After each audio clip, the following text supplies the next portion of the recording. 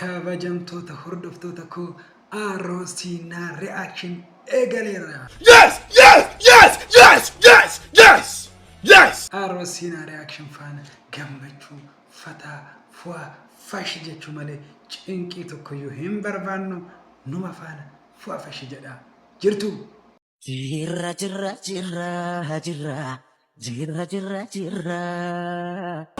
innagamu jirtuun jedha. Jirra jedha eessa jirtu?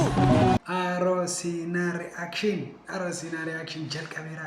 Arosina reaction faana har'a video gara irratti react goona kan kolfisiisan maxigit fu'a fashi jennee kolfina warra nu gaddisiisan immoo qarqara keessan qabadhaa jennaan qarqara keessan qabadhaa jennaani amma directman gara reaction keenyatti deemna isin taatalu badalla shawwee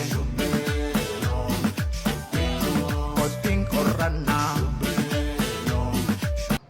angayuna subscribe godhi tanan subscribe gochuu keessan irraanfatina like moonaaf godha adara keessan yoo like gootan nama hedduu bira wanta naaf ga'u like gochuu keessan irraanfatina isin taatalu Arosina reaction borati kanno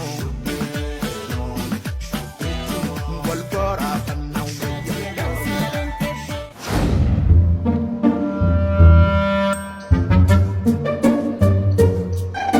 wajjin jira ana baka wanti godhamu jiru mucaan boqoteera fudhaa gala inde wayya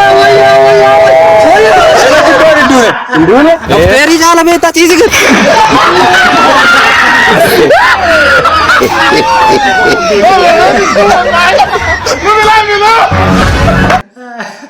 Dokter Ibeke jalda anu jecha wal jara gaggaragalche amma sinitaatolu. Please like and share, subscribe my YouTube channel. I put the link. Yemen English known those.